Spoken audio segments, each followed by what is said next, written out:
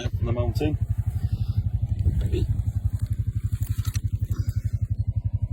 Ready to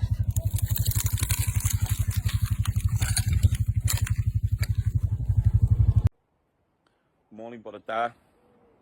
This little video, it's not literally a soapbox, but hopefully it's an educational piece about the Carneddau mountain ponies.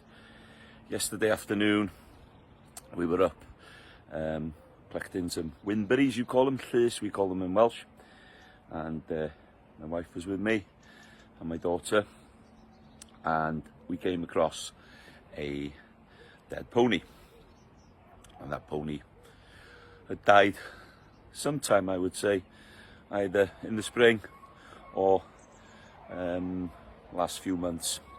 It's not been there a major long time.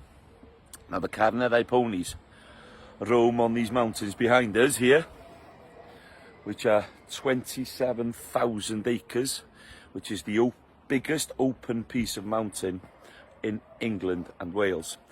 And the mountain is owned by Her Majesty the Queen, Crown Land, and the other side is owned by the National Trust. But we are farmers, we have grazing rights. So we've got grazing rights for sheep and we've got grazing rights for ponies.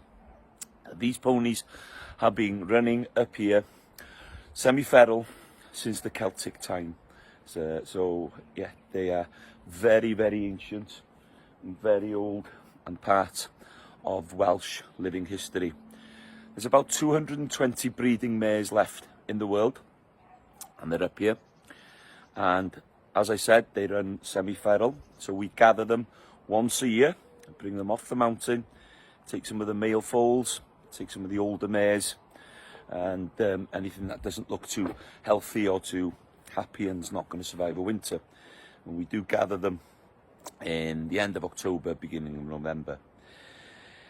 We have a management agreement with the National Resources Wales, and there is 7 families within the village of Llanfyfechan here that are custodians of these ponies and watch after them. And there is 3 families over in Bethesda as well, Llanllechid, that do the same. We have a very small amount of money from National Resources Wales, which does help towards paying for the petrol and for chipping and passporting the ponies when they are brought down off the mountain, because over the last 5 years we've been able to rehome everyone. We have a massive support system here with so many people, too many to mention, that help make sure that there is a future for these ponies on the mountain.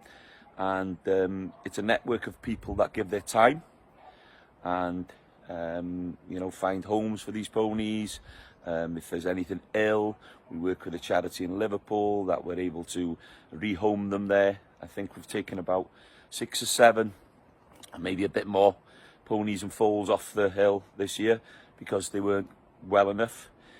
But you have to remember, it's nature, and in life there is death. Now, there was quite a few comments and saying, you know, how we hadn't found this pony and things.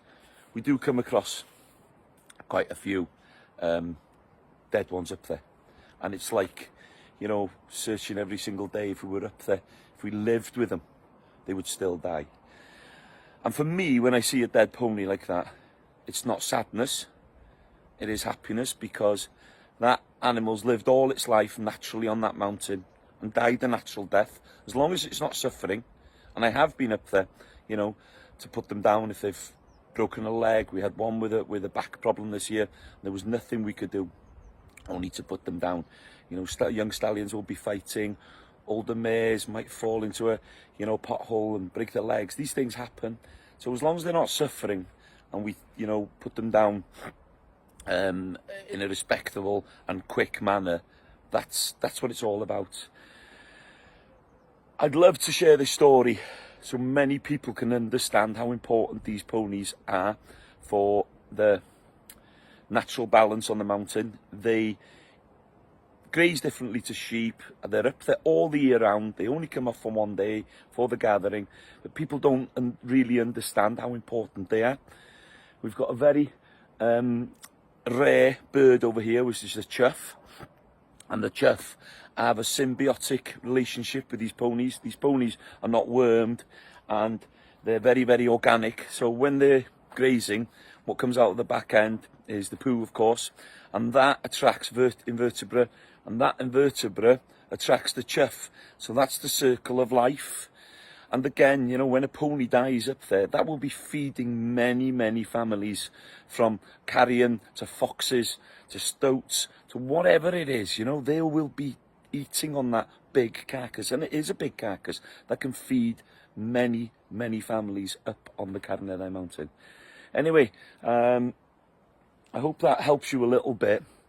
I will keep posting pictures and stories about these ponies over the year, but I'd really like people just to look them up before they comment and put silly, you know, comments up, because education is key. And this is not like attacking people for saying things.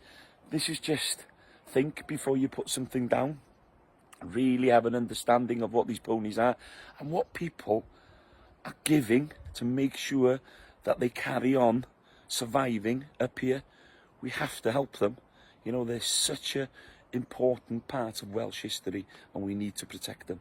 Anyway, have a lovely day. We are living the dream.